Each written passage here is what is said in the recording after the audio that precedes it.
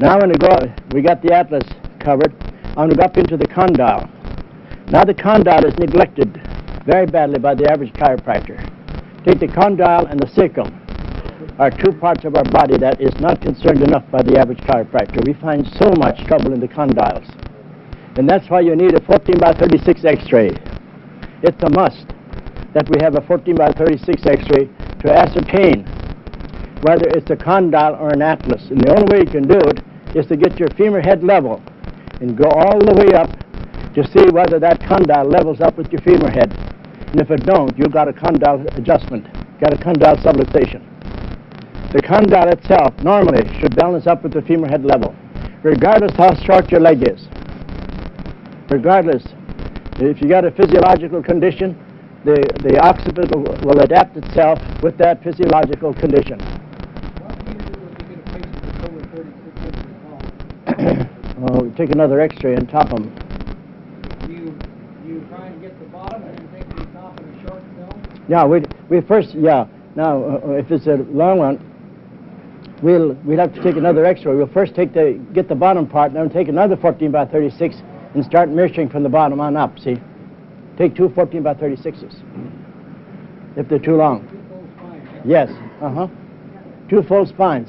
And then most often, when you're in doubt like that, it's better to skip a little bit on the pelvis, because you can get on the base of the sacrum always, and compare that with your condyles. See, get at the base of the sacrum.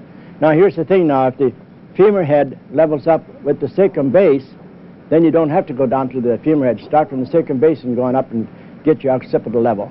Can you use the obturator foramens to measure when you've got a fellow that's a little over 36 inches and you cut him off on the bottom? Somewhat you can. Yes, it's quite accurate. Is that accurate enough? Quite accurate. It'll give you good information. That, and also right at the ilium where it articulates with the sacrum, you can use that area too. That's pretty accurate. Where's that? Right here. Use this right here. See? Use this part right there. See here?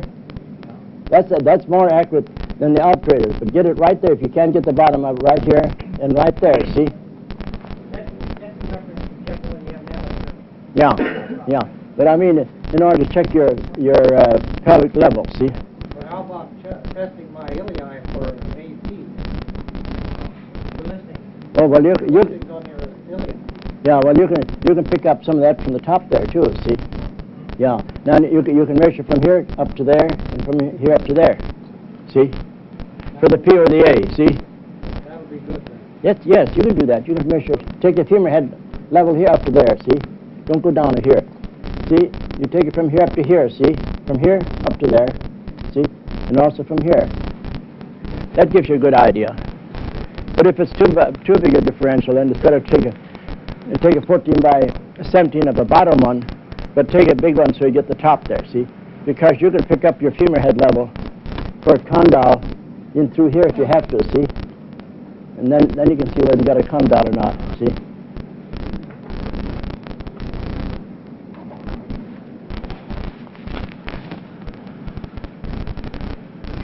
I guess that isn't long enough. Yeah, okay. Now here's how you got to check for a. You got to check right there. Get your femur head level. See right there.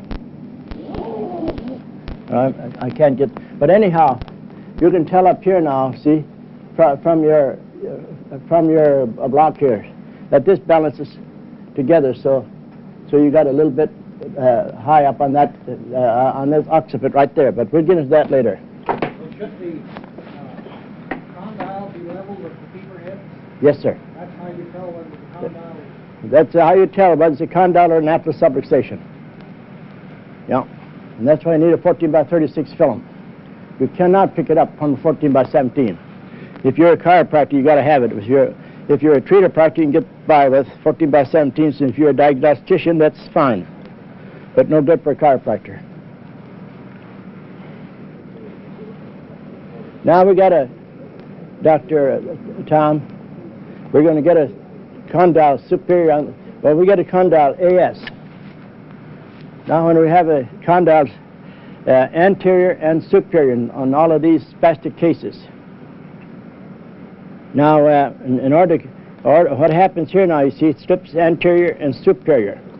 Now, we are making a block that fits in here, but in the meantime, I'm going to, here, you're standing right here now. You hold up here. You're a pretty good hand. You don't go no further. Get over here. I'm going to adjust this condyle for this guy. See? Stand ahead there. Now, in order to adjust the condyle, fellas, you've got to stabilize the cervicals, especially the atlas. Now, in our earlier days, we didn't stabilize the atlas when we adjusted the condyle, and we'd kick the 6th cervical posterior. And that's what happens in a lot of your adjusting the atlas lots of times in the side posture. If you don't stabilize the axis, you're kicking that 6th cervical posterior on your side posture table adjusting atlases. So now I'm stabilizing the atlas. I'm going to adjust the now I'm going to get my phenar right over the maxillary area here. See, like this here. Just like that. And then I put my head up here. Now, you see now, that holds the atlas. Now, when you adjust this, don't get too much superior, mostly backward, just like this, see? Just like this here, see? And that'll slip now. That'll slip onto the lateral mass of the atlas, see? Just like that. Now, don't do this. Don't do that. That's too much. You want it from anterior to posterior, about a 10-degree superior to inferior, just like this here. Because if you step it from anterior to posterior, the superior automatically corrects itself. See? I'm pulling right towards my chest. Yes, with about 10 degrees inferior. About 10 degrees inferior.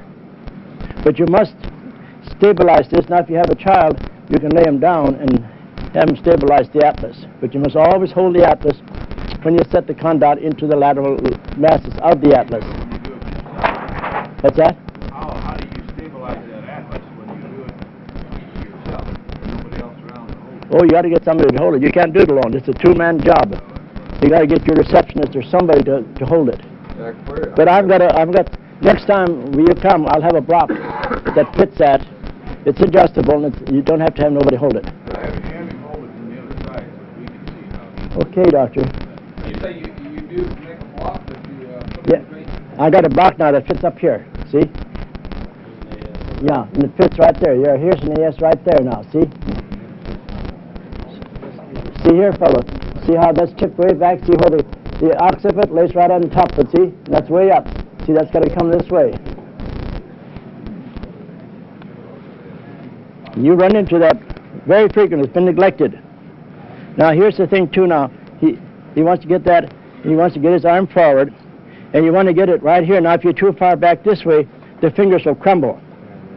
See, it's got to be, so your pressure gets right here, see? So the pressure gets right up here like that, see? Here, like this. See? And then you get your phenar right over the maxillary process, right up to the nose.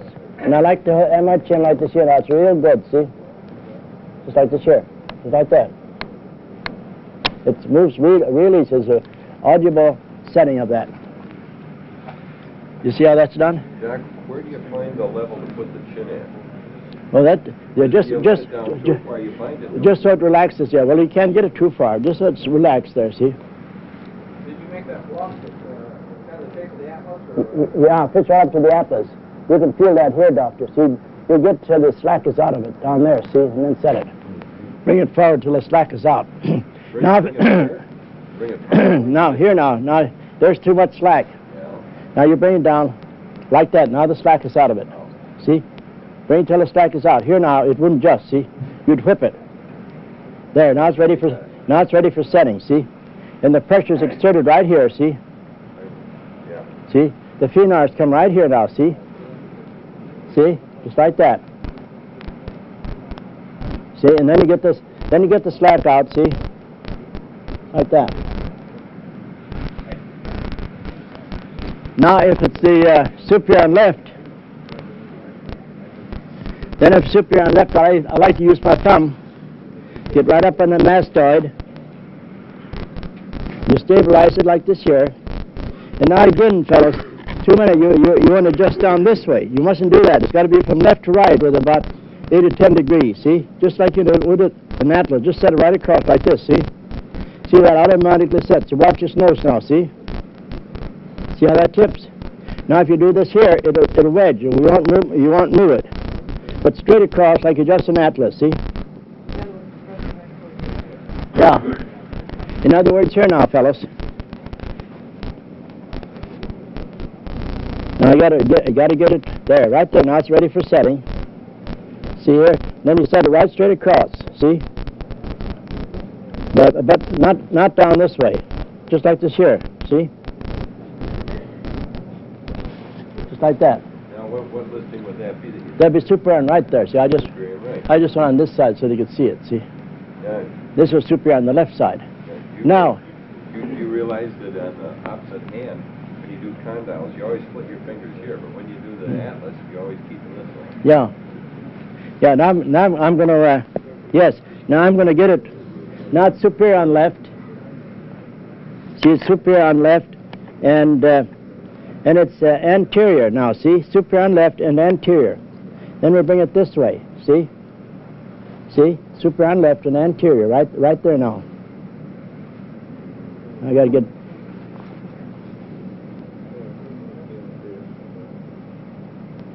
What's your left hand on there? Yeah, I got it over here on the condyle here now, see? Now it's gone up this way now, you understand, see? And the skull itself is going anterior this way, see? It's gone ahead now, the skull slips forward. And when you read the x-rays in this case, when the skull goes forward, the lateral mass will be narrow because that's backwards. See? Yes, See? And now again, when you get into this situation, you get the strap out here, you're right up here now, and then you get it like this here. Now it's ready for setting like this here, now it goes down and this way, see? Like that. Yeah, I'll come over there now. And then I'm going to finish up on the P now, see? Now when it gets to P, it's got to come over this way then, see? Now it's gone superior and posterior, so it's got to come over here like this, see? They can go superior, anterior, or posterior, see? You can do that, but I use my thumb most of it. But if you can do it with the thumb, then you use the femur, but I want to go with the thumb first. So you get the thumb right up here, right there. Get down as far as you can. See? Now see here now how I support him up against my chest again. See? It's got to go like this here then, see? Just like this, see? If it's posterior, just like this here now, see? Now if it's the femur, then you get right, now with the femur you get right back to the ear like this here. See? Just like that. Can you see that all right, Tom? Does that show up okay? See, now if you use the femur, here's the point right here now. Again, don't just down this way. Straight across, see? Just like this here now, see? Hold the atlas and axis straight across. And if it's anterior, it's this way. If it's posterior, it's that way. See? What's that? Yeah, you'll move the sixth cervical, and you can't move it either. It just wedges. You got to go straight across. When we first started to teach this, most of all of them because it's superior, they want to adjust it down this way. See? See? You see what it does? It just bends your neck. See? This way here now. See? It don't. It slides onto the lateral mass, don't you see? Straight across, you bet. See here, fellows? See right there now, see? See here, I'm holding this here now, see? I'm holding the atlas axis down to about the fourth, see? And then your thrust is straight across, like this here, see? Just like that. Now if it's gone anterior now, like this here, then you get it over here like this, see? If it's posterior, it's this way. It goes various positions. Now in reading your x-ray, when the condyle, listen now, when the condyle goes anterior on the right, see, like this here, the condyle goes anterior on the right, the lateral mass will be narrow, see? Now if it's wide back here, see, if the lateral mass is wide here, then it goes posterior. It's just the opposite of when you read an atlas. When you read an atlas, if it's wide, the atlas goes anterior. If it's narrow, it's posterior. But the condyle is just the opposite. So So you know the right listing there. Now this is all in Chapter 9. You can pick that up there. That candidate on that motion palpation, that condyle, how will that work?